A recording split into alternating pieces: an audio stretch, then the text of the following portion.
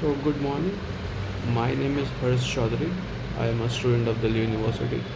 Today, I will teach you about ethics and corporate governance in detail. Ethics refer to a system of moral principles that guide individual and group to determine what is wrong and right. सीधी भाषा में ये मतलब है कि ethics हमें ये समझाता है, ये वो मॉरल प्रिंसिपल्स हमें ये बताते हैं क्या चीज़ सही है और क्या चीज़ गलत है। ठीक है, ये हमें मदद करता है ट्रस्ट बढ़ाने के लिए, हमें मदद करता है रिलेशनशिप बनाने के लिए, ये हमें मदद करता है क्रेडिबिलिटी देने के लिए। एथिक्स जो होता है हमें ये बताता है राइट और रॉन्ग क्या है, गुड और बैड क्या है, फेयर और जस्ट क्या है, और हम इन कंसेप्ट को हर एक टिपिकल सिचुएशन में लगाते हैं। Ethic provide a framework for making decision and shaping our content in personal and professional life. दोनों लाइफ में इंपॉर्टेंट होती है इसकी इंपॉर्टेंस का। सबसे पहले इंपॉर्टेंस है बिल्डिंग ट्रस्ट। दूसरा सबसे इम्पॉर्टेंट जो है प्रमोटिंग फेयरनेस एंड जस्टिस। तीसरा सबसे इम्पॉर्टेंट है क्या होता है क्रिएटिंग हार्मोनियस रिलेशनशिप। चौथा सबसे इम्पॉर्टेंट है गाइडिंग डिसीजन मेकिंग। फिफ्थ है फोस्टिंग सोशल रिस्पॉन्सिबिलिटी। अब एसेंस की हम बात करते हैं कि इसकी ज़रूरत तो हम पता चले कि आया कैसे। तो ये ज़रूरत जो है मॉरल प्रिंसिपल्स के लिए ज़रूरत है, ये मॉरल रीजनिंग के लिए ज़रूरत है, इंस्पायरिंग मॉरल एक्शन के लिए। अभी हम बात करते हैं मॉरल रीजनिंग की। तो मॉरल रीजनिंग एक कॉग्निटिव प्रोसेस है जो हम यूज़ करते हैं डिटरमाइन करने के लिए कि वेदर एक्शन राइट है कि रॉन्ग। इन्वॉल्व जो करता है applying moral principle for specific situation. ठीक है, अब हम की एस्पेक्ट कहते हैं। सबसे पहली बात आती है जजिंग राइट और रॉन्ग। राइट और रॉन्ग क्या है, applying moral principles, distinguish from moral from other reasoning, involve both conscious and unconscious process. Example क्या मॉरल रीजनिंग, सबसे पहले एग्जाम्पल है कि डिसाइड करना whether to tell a friend about people wronging, कि आपका दोस्त गलत कर रहा है बताना। Choosing between two course of action that have negative consequence. तीसरा सोशल डेलेमास का सीधा सा मतलब है किसी भी एक सिचुएशन के लिए ये तय करना कि इस आदमी ने सही किया कि गलत। अब हम कॉन्ट्रीब्यूटर्स की बात करते हैं।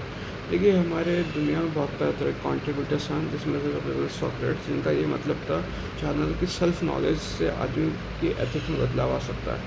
दूसरा प्लाटो का ये कहना था कि हमें जस्टिस और फेयरनेस के साथ हम अपने में बदलाव ला सकते हैं। तीसरा अरिस्टोटल, जिनका मतलब जो कहते थे वर्चुअल एथिक्स होनी चाहिए, मतलब हमें हमारे कैरेक्टर को बेहतर करना है। और चौथा हमारे देश में हमारे महात्मा गांधी जो चाहते थे कि नॉन वायलेंस ना हो, अहिंसा के खिलाफ थे। अब बात करते हैं क्या इम्पैक्ट पड़ा एथिकल फ्रेमवर्क। एथिकल फ्रेमवर्क से इम्पैक्ट जो पता है वो हम पड़ता है प्रमोटिंग ट्रस्ट को बढ़ाने में, improve decision making, positive work environment and guiding policy document. Trust बढ़ाने में क्या होता है स्टेक होल्डर्स का ट्रस्ट होना चाहिए, एम्प्लॉयज़ के साथ बढ़ना चाहिए, कस्टमर्स के साथ बढ़ना चाहिए। डिसीजन मेकिंग क्या होता है कई बार होता है कॉर्पोरेट्स में, फैमिलीज़ में हमें डिसीजन लेना होता है। तीसरा क्या होता है पॉजिटिव वर्क एनवायरनमेंट बहुत इंपॉर्टेंट है। एम्प्लॉयज़ को काम करने के लिए अच्छा एनवायरनमेंट चाहिए जहाँ से उनको सपोर्ट मिले। रिस्क मैनेजमेंट बहुत इंपॉर्टेंट। अगर आप अच्छी तरह डिसीजन लेंगे, आप अच्छा वर्क एनवायरनमेंट करेंगे, आप अच्छी तरह अपने गोल्स को क्लियर करके रखेंगे, तो आपको क्या होता है सारा का सारा आपका काम बेहतर चलेगा। अकाउंटेबिलिटी एंड ट्रांसपेरेंट, अगर आप एक्यूरेट इन्फॉर्मेशन अपने बॉस को देंगे, अगर HR accurate information junior employ से कलेक्ट करके अपने कंपनी को देगा तो कंपनी प्रोग्रेस करेगी। अब बात आती है अप्रोचेस टू मॉडर्नाइजेशन। देखो डिफरेंट अप्रोच है। यूनिटरिज्म का सीधा सा मतलब होता है कि प्रॉफिट्स को मैक्सिमाइज़ करना या खुशियों को मैक्सिमाइज़ करना और रिड्यूस करना लॉस को। दूसरा होता है डिओन्टोलॉजी जो है वो रूल्स एंड रेगुलेशंस है, मतलब हमारे क्या काम है, हमें क्या एक्शन लेना चाहिए, हमारे क्या रूल्स हैं, किस रूल्स के तहत हमें अपना काम करना चाहिए। तीसरा होता है वर्चुअल एथिक्स, जो मैंने पहले बताया। वर्चुअल एथिक्स का सीधा सा मतलब है कि हमें हमारे कैरेक्टर को बेहतर बनाना है, हमें अपने कैरेक्टर को बेहतर बनाना है, बहुत ज़रूरी है आज के टाइम में एथिक्स। चौथा है सोशल इंटेलिजेंस का सीधा सा मतलब ये होता है कि हमें इमोशनल रिस्पॉन्स के बलबूते पर नहीं रहना। मैंने पेपर में भी इसके बारे में लिखा था, कल मेरा पेपर था, मैंने इंटेलिजेंस बताया, मैंने डिओन्टोलॉजी बताया, मैंने सोशल बताया ही, फिर बताया ही होगा, ऐसा नहीं अभी याद नहीं आ रहा। लेकिन उसमें यही लिखा था कि इमोशनल रिस्पॉन्स के बलबूते पर नहीं रहना, हमें प्रैक्टिकल जवाब चाहिए। फोर्थ मॉरल डेवलपमेंट, हमें हमारे अंदर मॉरल डेवलपमेंट लाने। लिखा था मैंने पाँचों का नाम दिया तो लिखा ही होगा मॉरल डेवलपमेंट। और वो तो डायमेंशन देखो पाँच डायमेंशन है, 4-5 डायमेंशन देखो तो personal dimension, professional dimension, social, environment और कॉर्पोरेट। मतलब आप सीधा समझ सकते हैं कि पर्सनल आपको अपने एथिक्स क्या होनी चाहिए, प्रोफेशनल लेवल पे क्या होनी चाहिए, सोशल लेवल पे क्या होनी चाहिए, क्या बोलते हैं कंपनी लेवल पे क्या होना चाहिए। अब बात करते हैं हम ह्यूमन वैल्यूज़ की। Human value refer to the fundamental belief principles and standard that guide human behaviour and decision making, shaping our understanding of right and wrong. Right क्या है, गलत क्या है, ये बताने वाला काम करता है ह्यूमन वैल्यूज़ का होता है। हमारे ह्यूमन वैल्यूज़ के कोर प्रिंसिपल्स है honesty, fairness, respect, responsibility, compassion, justice. ठीक है, अब हम बात करते हैं गाइडिंग एक्शन आता है, इंटरपर्सनल रिलेशन आता है, सोशल इम्पैक्ट आता है, प्रोफेशनल एथिक्स भी सीखे हैं, ह्यूमन वैल्यूज़ का पार्ट है। देखो क्या क्या एग्जांपल, ऑनेस्टी एग्जांपल है। एग्जांपल में कौन कौन आ जाता है हमारी ह्यूमन वैल्यूज़, ऑनेस्टी होती है, रिस्पेक्ट होता है, रिस्पॉन्सिबिलिटी होती है, जस्टिस होता है, लव होता है, लॉयल्टी होता है, पीस होता है, ट्रुथ होता है। अब आता है डायलेमा। अभी मैंने बताया कि डायलेमा वो सिचुएशन जब आदमी को समझ नहीं आता कि कौन सही है कौन गलत है, वो मुश्किल होता है आंसर करना, ये खतरनाक होता है। स्टेक होल्डर्स पे बहुत इम्पैक्ट करता है। ट्रुथ वर्स लॉयल्टी बात आ जाती है, इंडिविजुअल कम्युनिटी बात आ जाती है, जस्टिस वर्स मोरल बात आ जाती है, पर्सनल कॉस्ट, एथिकल कॉस्ट बात आ जाती है। एथिकल डायलेमा जो है वर्क प्लेस में आ सकते हैं, हेल्थ केयर में आ सकते हैं, टेक्नोलॉजी में आ सकते हैं, बिजनेस में आ सकते हैं। ठीक है, अब हम इसको रिसॉल्व कर सकते हैं। देखो हमें पहले आइडेंटिफाई करना होगा डायलेमा, हमें इन्फॉर्मेशन गैदर करना होगा, हमें क्या होता है एथिकल फ्रेमवर्क कंसिडर करना होगा, हमें कंसल्ट करना होगा दूसरे से, हमें डिसीजन लेना होगा। और तो business ethic refer to the moral principles and value that guide a business conduct, ensure fair and responsibility in all aspect of business. एक सीधा सा मतलब है कि एथिकल फ्रेमवर्क के थ्रू हमें सारे अपने बिजनेस ऑपरेशन करना है। इसका प्रिंसिपल है integrity, fairness, transparency, accountability, respect. Theories का यही वही मेन चाहते हैं, utilitarianism, deontology, social, virtue ethics, justice, fairness, यही है। अब होता है एथिकल ऑर्गेनाइजेशन चलती है। एथिकल ऑर्गेनाइजेशन चलती जो है वो ऑनेस्टी से चलती है, फेयरनेस से चलती है, वो रिस्पेक्ट से चलती है, डिसेंट बिहेवियर से चलती है। Ethical time on the other hand जो सिचुएशन वो है जहाँ पे इंडिविजुअल को डिफिकल्टी फेस होती है, conflict ethical principle no use of ideal solution. Ethical organisation को चलाने के लिए हमें क्या क्या चाहिए होता है, हमें ये एथिकल वैल्यूज एंड प्रिंसिपल्स पता होना चाहिए, हमें स्ट्रॉन्ग एथिकल डिसीजन चाहिए, हमें ट्रांसपेरेंसी एंड अकाउंटेबिलिटी चाहिए, हमें फेयरनेस एंड इक्विटी चाहिए, हमें रिस्पेक्ट चाहिए सारे स्टेक होल्डर्स से।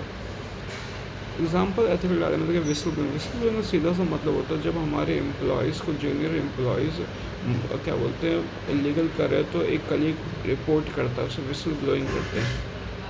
हमें क्या बोलते हैं घूस नहीं लेना, हमें क्या होता है रिसोर्स अच्छे एलोकेट करना, किसी का और का नहीं लेना।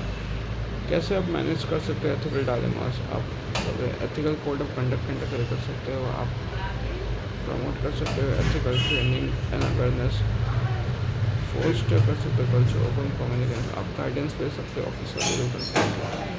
अब बात होती है आप मैनेज कैसे करोगे, आप डेवलप करोगे कोड ऑफ कंडक्ट, आप प्रमोट करोगे एथिकल ट्रेनिंग, आप कल्चर ओपन करोगे, आप गाइडेंस लोगे, आप अपनी गलतियों से सीखोगे।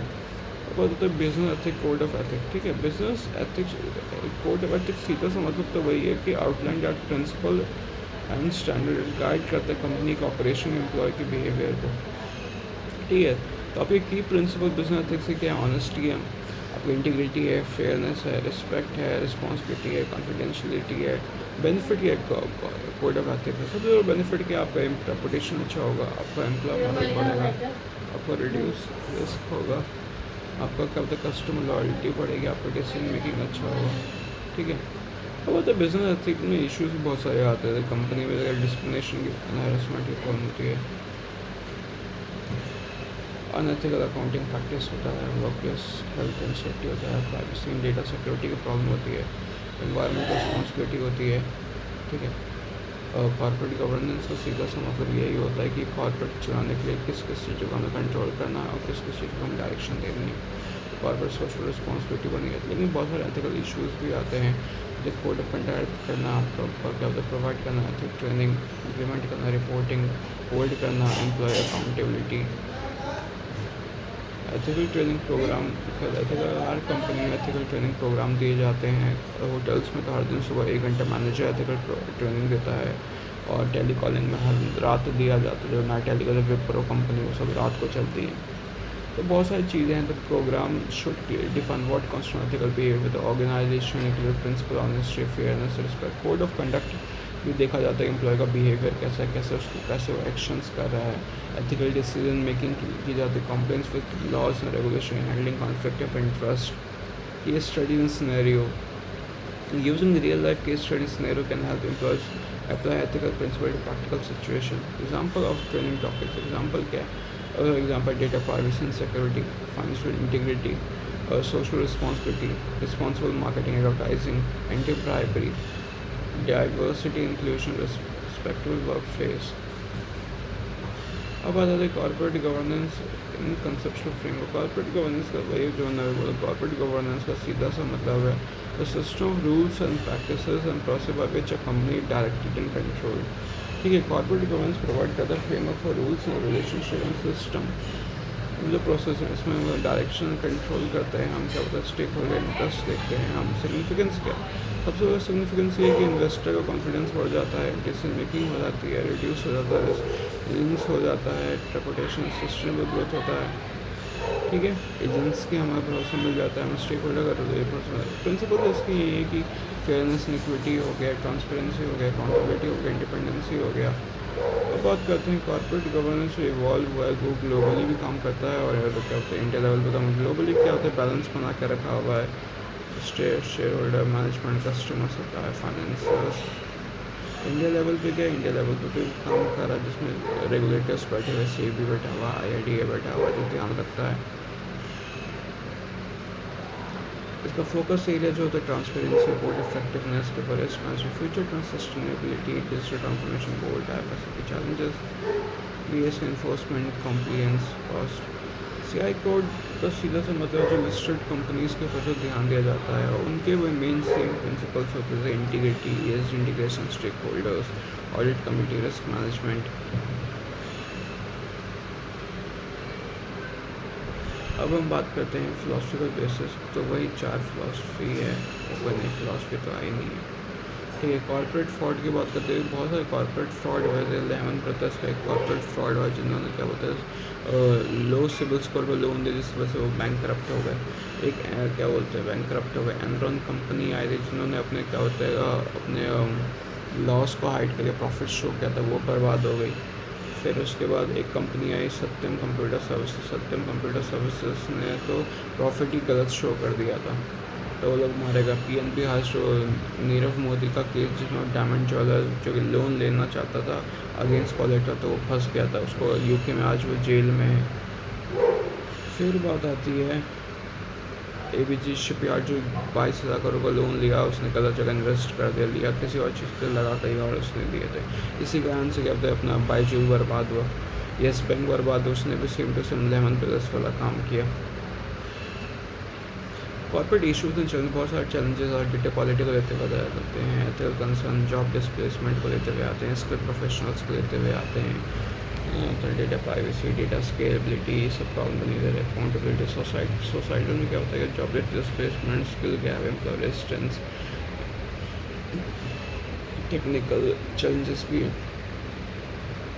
कॉम्प्लेक्सिटी हो गया, फेलिंग हैंडल हो गया, लैक ऑफ एक्सपेरिमेंट हो गया। अब आता है कॉर्पोरेट सोशल रिस्पॉन्सिबिलिटी को सीधा सा मतलब है बिजनेसमैन के लिए बनाए कि उनको सोसाइटी को भी अपनी तरफ से कुछ देना होगा, इकोनॉमिकल, सोशल, गवर्नमेंट लेवल पे। मल्टीफेक्चर अप्रोच होता है, स्टेक होल्डर्स को देखना होता है, लॉन्ग टर्म वैल्यूज देखना होता है, रिस्क मिटिगेशन देखना होता है, एक्सेस टू कैपिटल देखना होता है, उसमें CSR, डेटा एनालिसिस, उसमें क्या क्या चीज़ें, accountability, transparency, ethical behaviour, respect stakeholders पर, रूल ऑफ लॉ। ओके, तो कॉर्पोरेट सोशल रिपोर्टिंग भी की जाती है, इससे भी उन लोगों में बदलाव है। एम्प्लॉयज़ रिपोर्ट करती कंपनी को, कंपनी रिपोर्ट करती है अथॉरिटी उसको जैसे IRDA, SEBI, ये सब देखने वाले लोग, RBI में देखने वाले लोग हैं। ऑब्जेक्टिव इनका भी ये तो ट्रांसपेरेंसी, अकाउंटेबिलिटी होनी चाहिए, मीन्स रेपुटेशन ब्रांड का होनी चाहिए, स्टेक होल्डर एंगेजमेंट होना चाहिए, कंप्लीट लीगल होना चाहिए। ठीक है, इनसाइडर ट्रेडिंग का सीधा सा मतलब यही होता है कि आप इलीगल ट्रेडिंग करते हो, आप बाज़ार को इन्फॉर्मेशन फैलाते हो, बाज़ार गिरेगा या बाज़ार उड़ेगा, शेयर्स ऐसे जाएंगे तो गलत होता है। फिर आता है विसल ब्लोइंग, अब मैंने आपको बता ही दिया था विसल ब्लोइंग का मतलब क्या होता है।